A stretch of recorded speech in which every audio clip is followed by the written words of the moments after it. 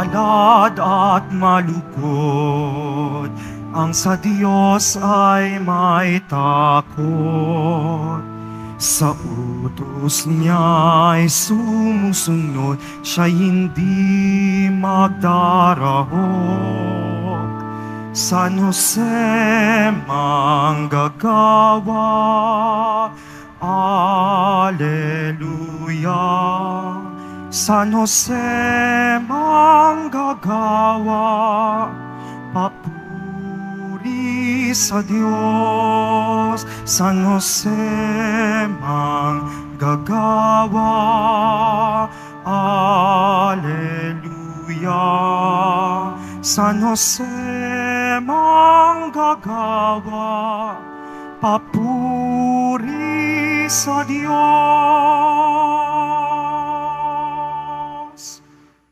Sa ngalan ng Ama at ng Anak at ng Espiritu Santo. Amen. Sumainyo ang Panginoon. At sumaiyo rin.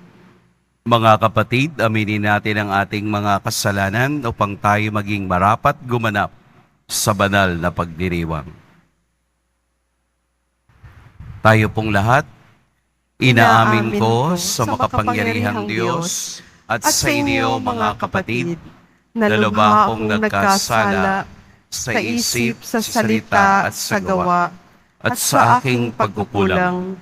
Kaya isinasamo ko sa mahal na Birheng Maria, sa lahat ng mga anghel at mga banal, at sa inyo mga kapatid, na ako'y ipanalangin sa Panginoong ating Diyos. Kaawaan tayo ng makapangyarihang Diyos, patawarin tayo sa ating mga kasalanan, at patnubayan tayo sa buhay na walang hanggan. Amen. Panginoon, kaawaan mo kami. Panginoon, kaawaan mo kami. Kristo, kaawaan mo kami. Kristo, kaawaan mo kami. Panginoon, kaawaan mo kami. Panginoon, kaawaan mo kami. Manalangin tayo. Ama naming makapangyarihan, ikaw ang may gawa sa tanang umiiral at ang nagtakda sa batas ng paggawa para sa sangkatauhan. Ipagkaloob mo pakundangan sa pagkauliran at pagdalangin ni San Jose na maganap namin ang mga gawain iyong inatas at makamtan namin ang gantimpala na iyong pangako. Sa pamamagitan ni Jesucristo, kasama ng Espiritu Santo, magpa sa walang hanggan. Amen. Magsiupo muna ang lahat. Pagbasa mula sa aklat ng Henesis. Sinabi ng Diyos, ngayon lalalangin natin ang tao.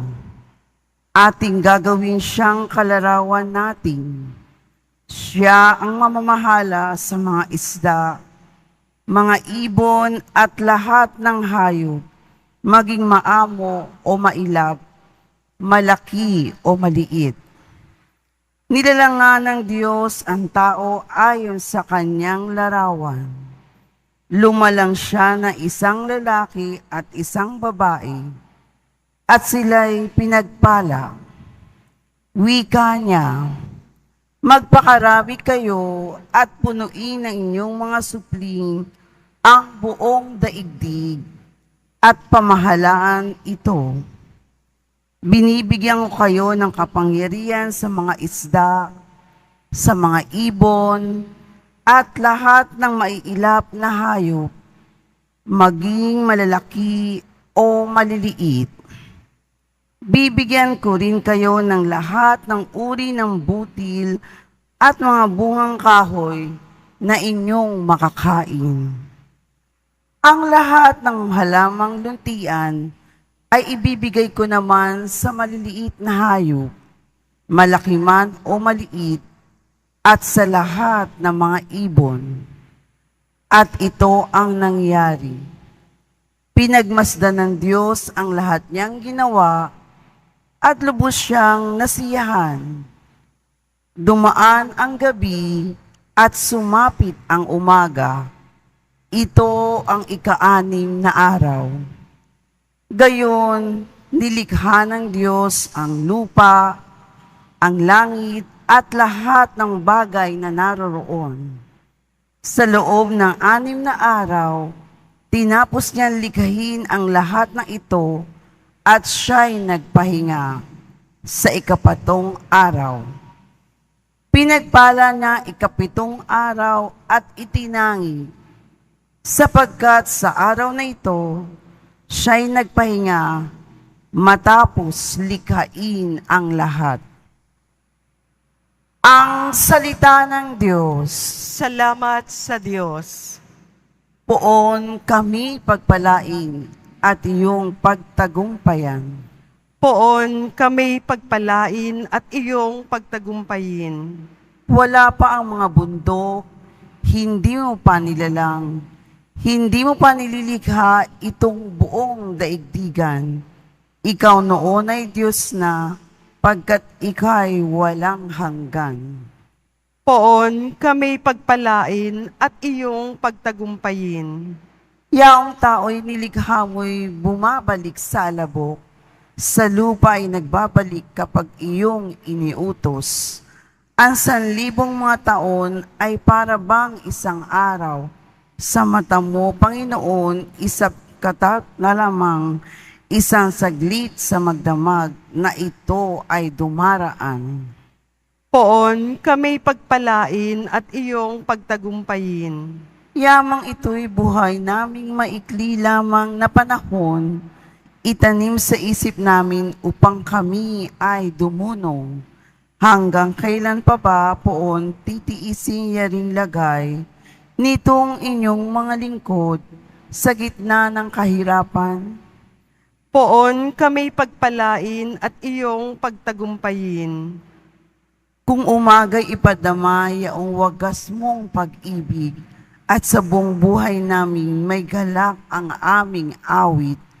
Ipakita sa lingkod mo ang dakila mong gawain, at sa sunod naming lahi, ipadama ay gayon din.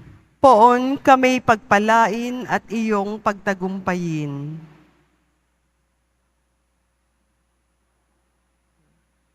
Magsitayo na po ang lahat.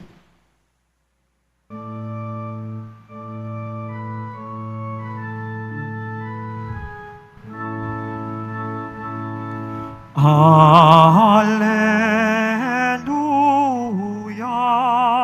Alleluia, Alleluia,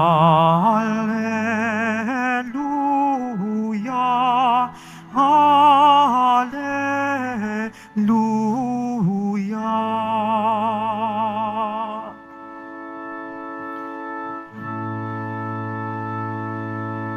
Manulubos naming mahal, salamat sa iyong patnubay at paglilingap araw-araw. Alleluia, Alleluia,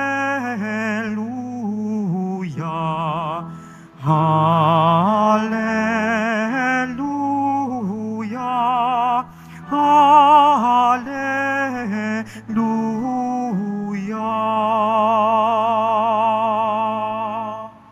Sumainyo ang Panginoon. At sumayo rin. Ang mabuting balita ng Panginoon ayon kay San Mateo. Papuri sa iyo, Panginoon. Noong panahong iyon, umuwi si Jesus sa kaniyang bayan at nagturo sa kanilang sinagoga. Nagtaka ang mga nakarinig sa kaniya. Sabi nila, "Saan kumuha ng karunungan ang taong ito? Paano siya nakagagawa ng kababalaghan? Hindi ba ito ang anak ng karpintero? Hindi ba si Maria ang kaniyang ina? At sina Santiago, Jose, Simon at Judas, ang kaniyang mga kapatid na lalaki? At dito nakatira ang kaniyang mga kapatid na babae, hindi ba? Saan niya natutunan ang lahat ng ito? At ayaw nilang kilanlid siya. Kaya't sinabi ni Jesus sa kanila, ang propeta'y iginagalang kahit saan, liban sa kaniyang sariling bayan at sa kaniyang sariling sambahayan. At dahil sa di nila pagsampalataya, hindi siya gumawa roon ng maraming kababalaghan. Mga kapatid, ang mabuting balita ng Panginoon. Pinupuri ka namin, Panginoong Hesukristo. Magsiupo muna ang lahat. Magandang umaga po sa lahat. Sa araw na ito ay we deserve rest.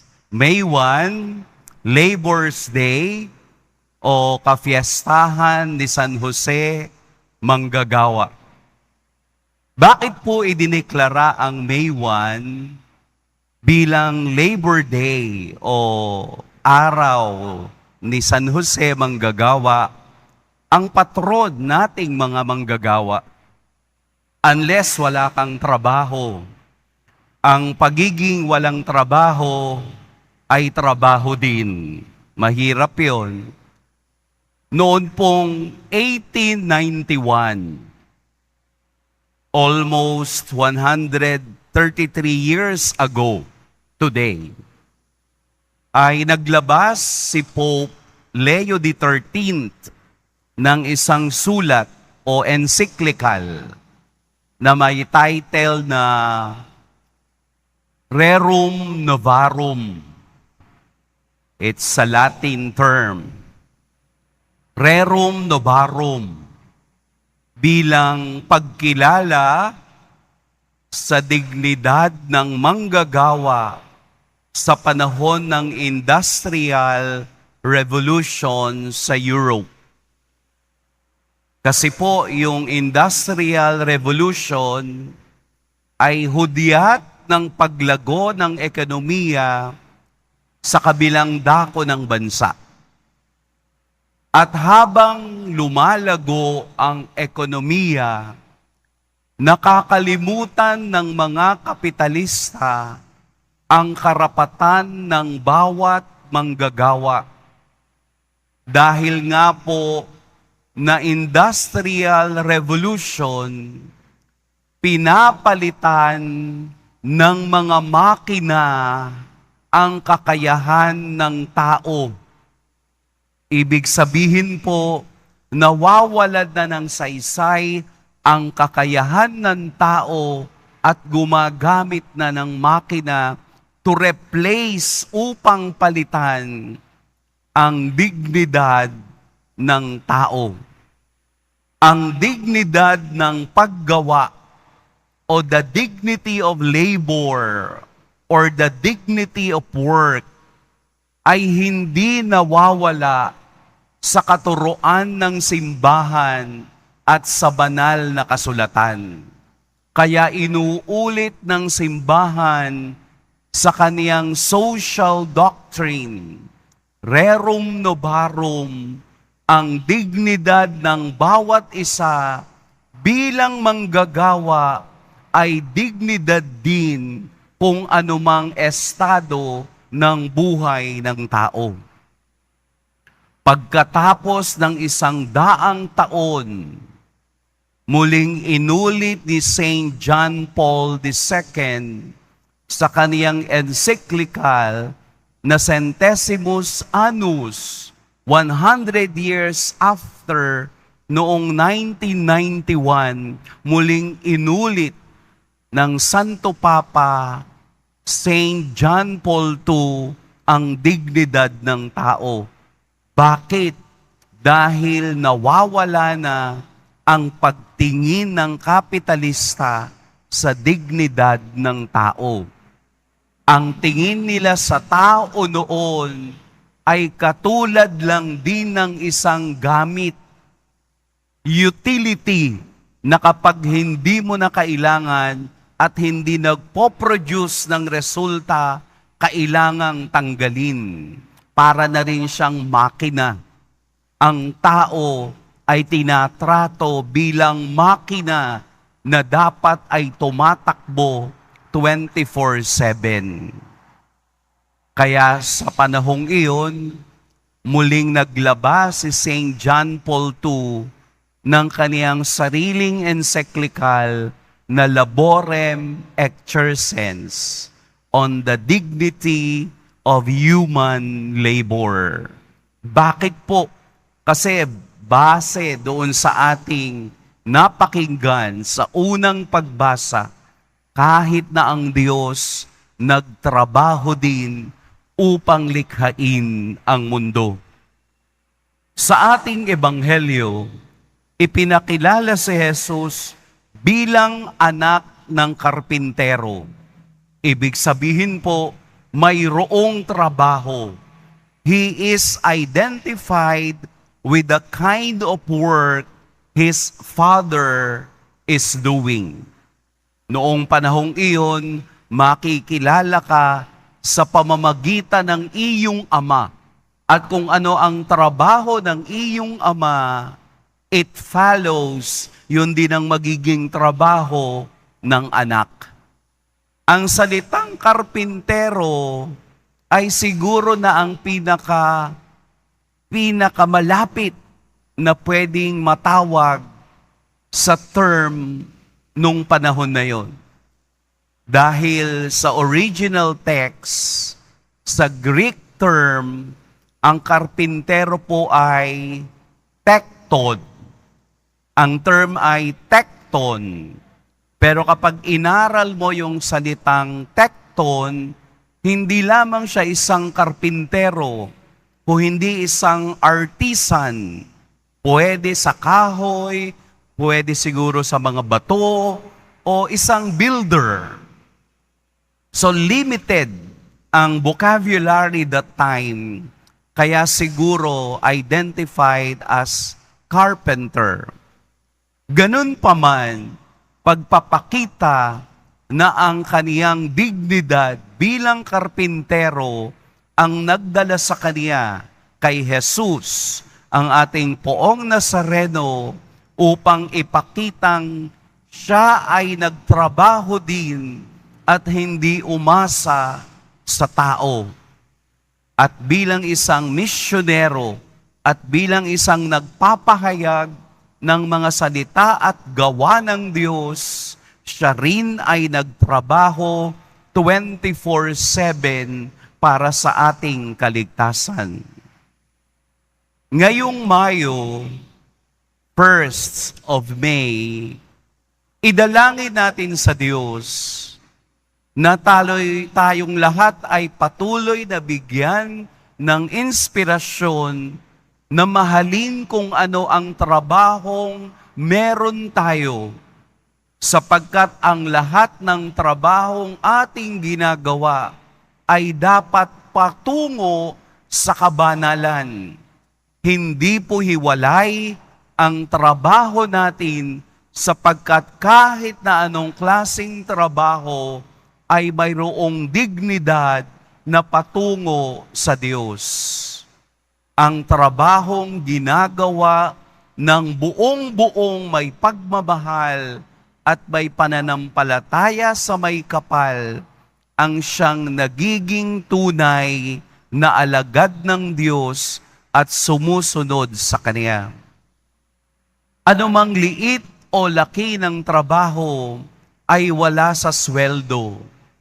Ito ay nasa kabanalang iyong ginagawa upang maibigay mo ang tunay na kataimtiman ng pananampalataya at ang iyong pakikiisa sa trabaho o gawa ng Diyos. Nang nikhain ng Diyos ang sanlibutan, hindi ito natapos. Tayo ngayon ang nagpapatuloy nito upang pangalagaan ang kaniyang ginawa. Ang kumpletong pagtingin natin sa kaniyang kamay na gumawa ng lahat ay pagsasalin sa ating kamay upang makita natin ang kahalagahan ng kamay sa paggawa. The dignity of labor is seen in the hands of men and in the fulfillment of His heart.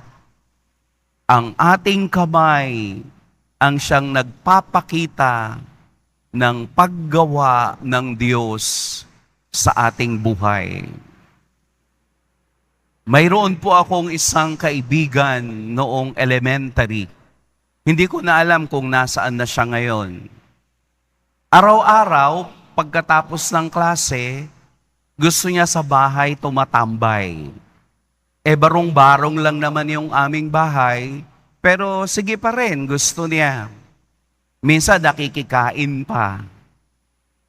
Minsan ang aming ulam, sardinas lang. Isang latang maliit na sardinas, tapos 7 kaming kakain. Kaya ang ginagawa ng nanay ko, sasabawan ng napakarami at lalagyan ng gulay. Ayos na yon sa amin. Plus yung kaklase ko, makikikain pa, open naman. Kaya tinanong ko siya nung isang araw, bakit gusto mo lagi doon sa bahay namin? Ang liit-liit ng bahay namin, barong-barong pa. Tapos nakikikain ka pa, puro naman kami sardinas palagi ang ulam, no? Hindi man siya sumagot. Isang araw, niyaya niya ako sa bahay niya. Sabi niya, doon ka naman sa bahay namin kumain. Okay. At least, sabi ko, makakaano rin, makakabawi rin, no? Maganda yung bahay. Maganda yung nanay. Makinis. Habang kami kumakain, dumating yung tatay. At habang kami kumakain, nag-away yung mag-asawa. Naku, chinismis ko pa, no? Situational lang po. Nag-away yung mag-asawa at nakita ko kung papaano, nasaktan nung tatay niya yung kaniyang nanay. Tasabay tingin sa akin. Sabi niya, oh, yan na yung sagot sa tanong mo kung bakit gusto ko sa inyo. Then I realize, napakaswerte ko pala, kahit na ang tatay ko ay ordinaryong laborer, kahit na ang tatay ko ay nagpapala sa mga construction work, sa mga kalsada, never kong nakitang sinaktan ng tatay ko ang nanay ko. Kamay, oo, magbibigay ng dignidad sa bawat isa. Ang kamay na ibinigay ng Diyos, ang siyang gagawa ng pagpapakita na ang tunay na paggawa ay wala sa salita kung hindi sa kayang gawin ng ating kamay tungo sa kabanalan.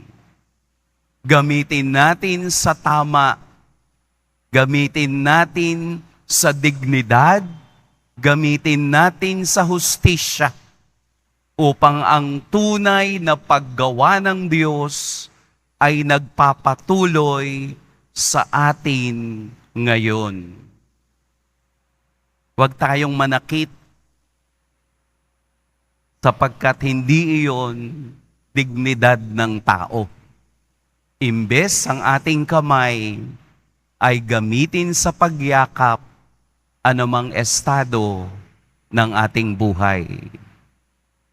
Enjoy niyo po yung araw na to. Kain kayo sa labas. Sa labas lang po ng bahay niyo para hindi masyadong mainit. Kalimutan niyo muna ang bukas. Ang mahalagay, maramdaman mo na kaisa natin ang Diyos, kaisa natin ang ating Poong Jesus Nazareno sa dignidad ng ating pagkatao na nakikita sa ating mga gawa. Pagpalain tayo ng Poong may kapal. Magsitayo po ang lahat.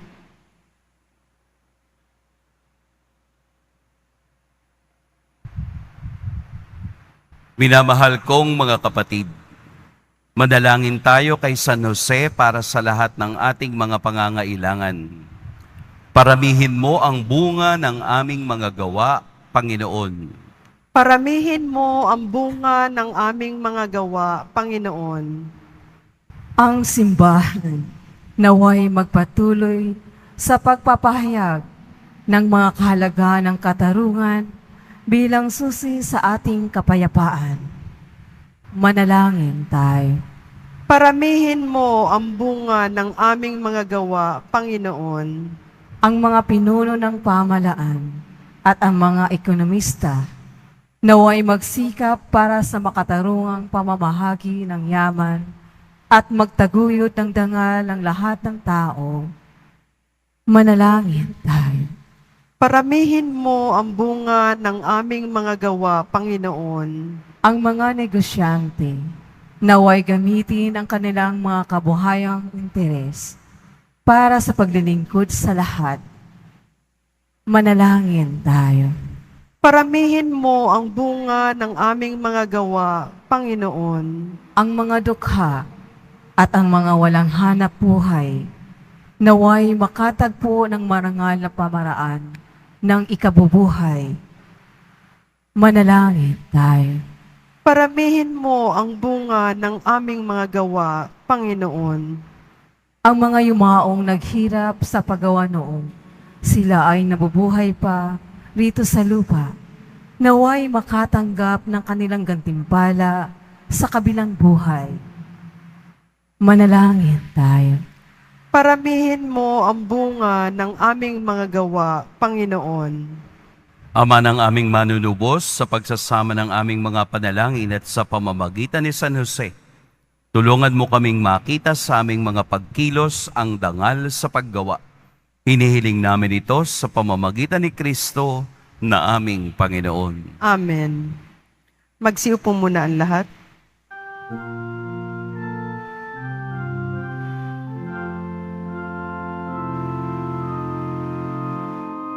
Tanggapin mo, O Panginoon, ang alay ng bayang nagdiriwang. Puhunan mong bigay ang alak at tinapay, handog ng pagkabuhay.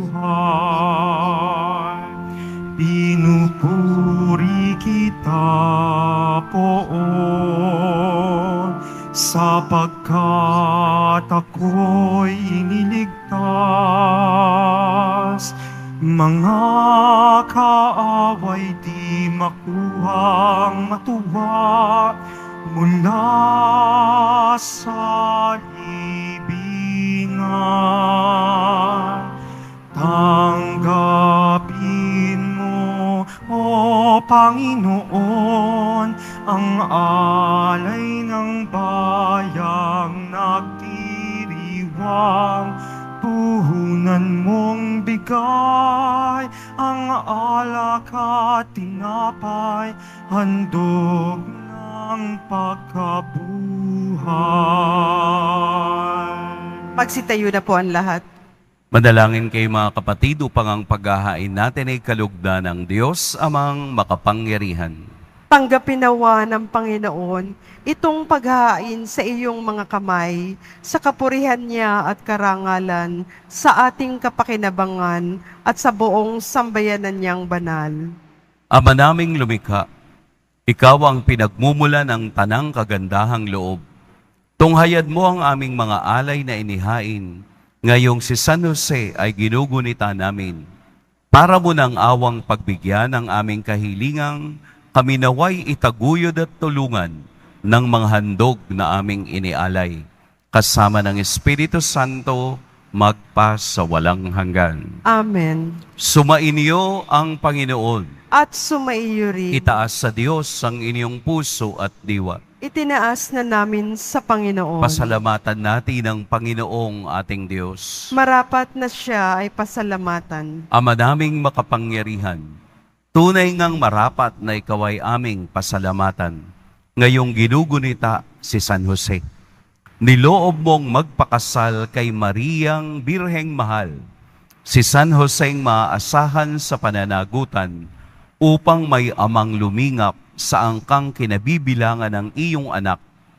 Sa kapangyarihan ng Espiritong Banal, isinilang ni Maria ang anak mong minamahal, at para sa kanila, si San Jose naghahanap buhay.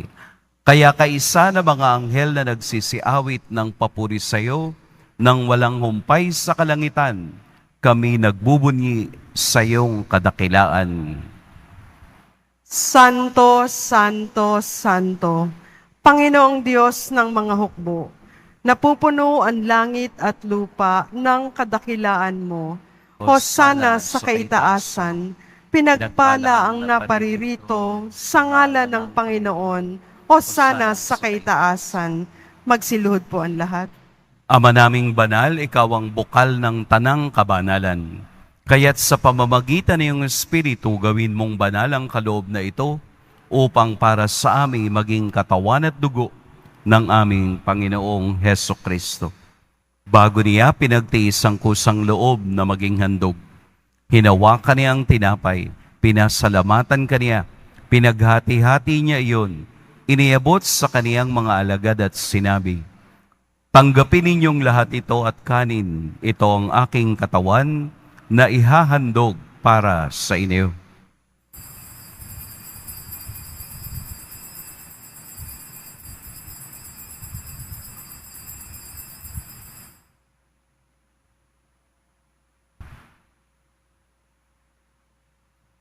Gayun din naman, noong matapos ang hapunan, hinawakan niya ang kalis, muli kaniyang pinasalamatan. Inabot niya ang kalis sa kaniyang mga alagad at sinabi, "Tanggapin ninyong lahat ito at inumin. Ito ang kalis ng aking dugo, ng bago at walang hanggang tipan. Ang aking dugo na ibubuhos para sa inyo at para sa lahat, sa ikapagpapatawad ng mga kasalanan. Gawin ninyo ito sa pag-alala sa akin."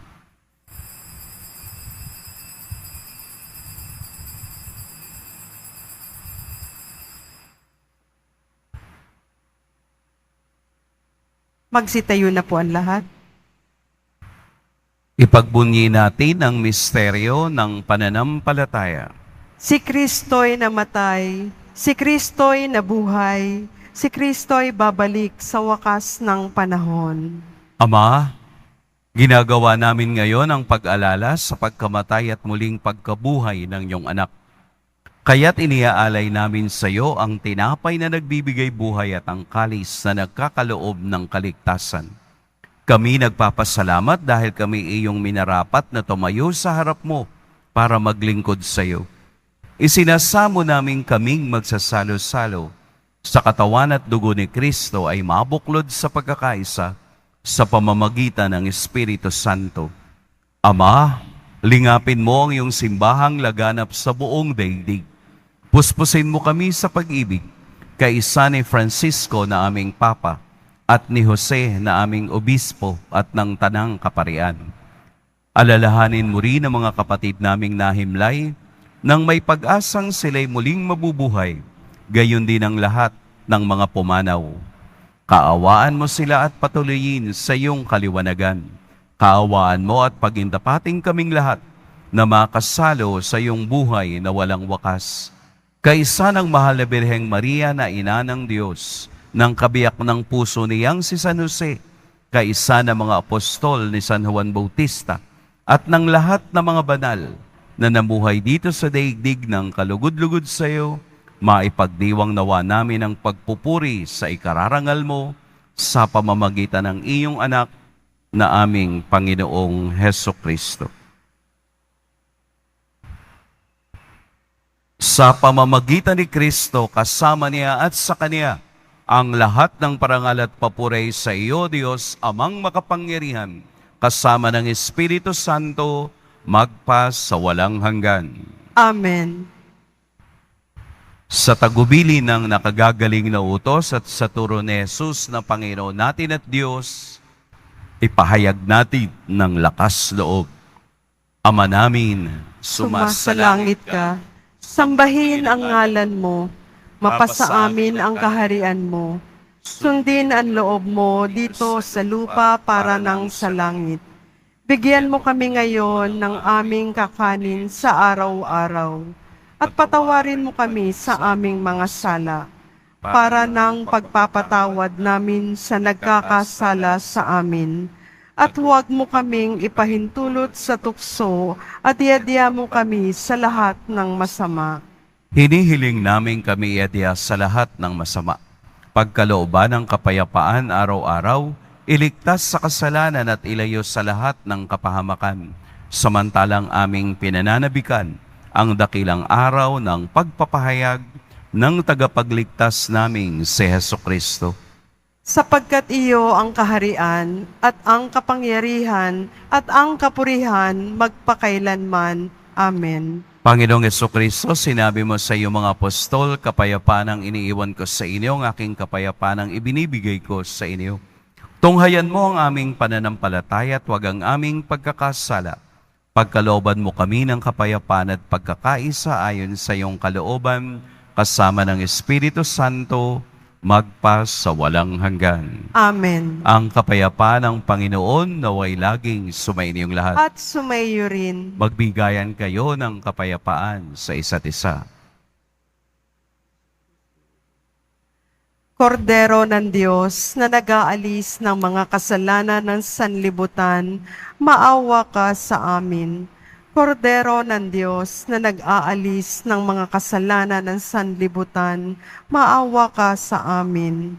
Kordero ng Diyos na nag-aalis ng mga kasalanan ng sanlibutan, ipagkaloob mo sa amin ang kapayapaan. Magsiluhod po ang lahat. Narito si Jesus ang nagbigay ng dangal sa ating mga gawa. Ito ang kordero ng Diyos, ito ang nag-aalis sa mga kasalanan ng sanlibutan. Mapapalad ang inaanyayahan sa kaniyang piging. Panginoon, hindi ako karapat-dapat na magpatuloy sa iyo, ngunit sa isang salita mo lamang ay gagaling na ako.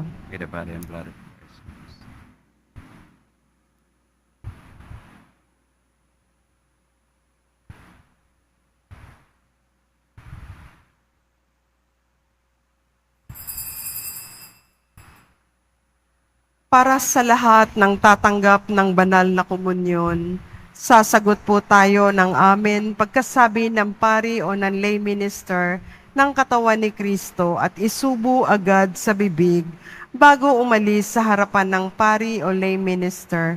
Sumunod po tayo.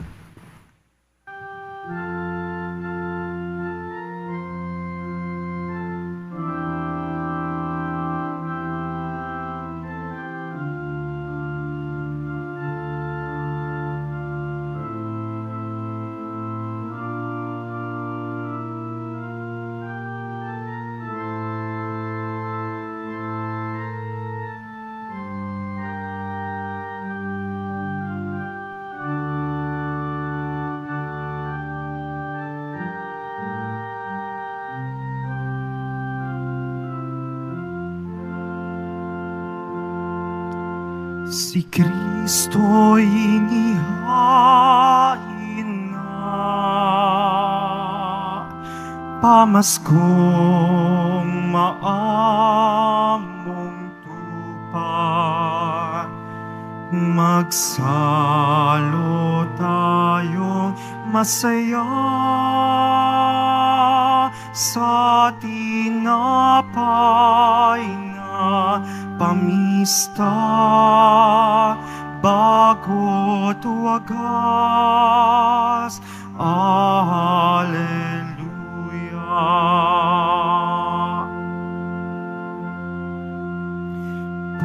Purihin ang Panginoon sa kanyang kabutihan. Pag-ibig niya'y tunay, laging tapat, kailanman.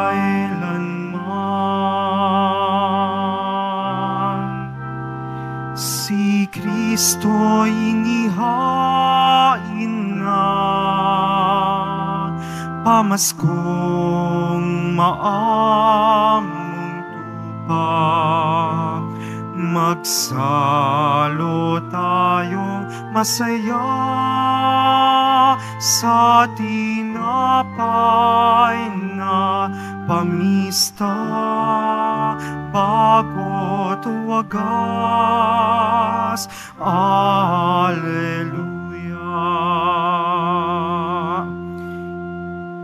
Ang taga-Israel, bayang sabit kanilang ihayag, pag-ibig niya'y tunay, laging tapat kailanman. Si Kristo'y inihain na, pamaskong maamong tupa. Magsalo tayo masaya sa tinapay na pamista bago't wagas. Alleluia.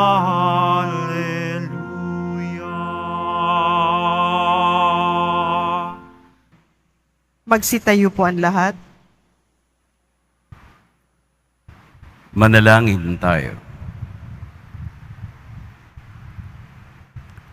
Ama naming mapagmahal, kaming iyong pinapagsalo sa banal na pakikinabang, ay tumanggap nawang lubusan ng bungang walang maliw na kapayapaan sa pagtataglay namin ng katibayan ng iyong pag-ibig sa aming kalooban.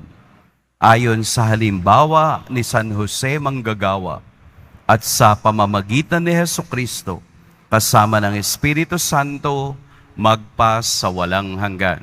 Amen. Sumainyo ang Panginoon. At sumayo rin. Yumuko kayo para sa pagbabasbas. Mahal na Poong Jesus Nazareno, inihayag mo sa pamamagitan ng krus ang walang maliw na pag-ibig ng Diyos sa sangkatauhan. Pakinggan mo po ang kahilingan ng iyong angkan na nagsusumamo sa iyo. Makamtan nawa nila ang iyong katugunan at tanggapin ang kasagutan na may utang na loob na tinatanaw. Basbasan din po ninyo ang mga daladala nilang mga imahen at dasalan.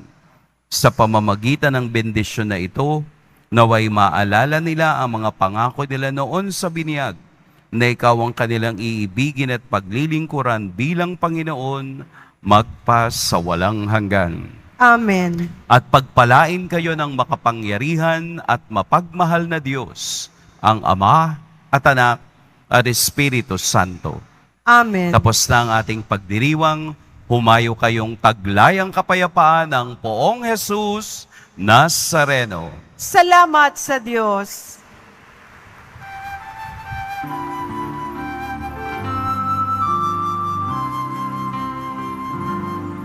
Nuestro Padre Jesus Nazareno, sinasamba ka namin.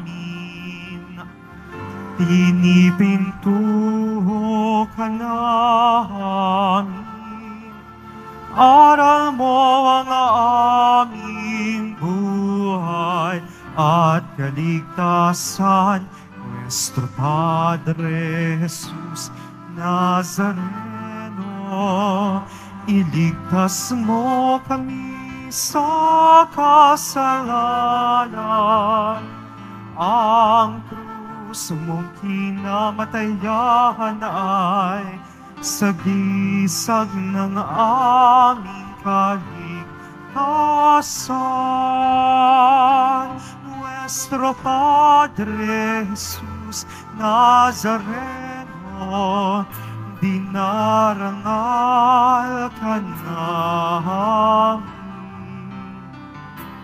Nuestro Padre Jesus Nazareno, niluluwalhati ka namin.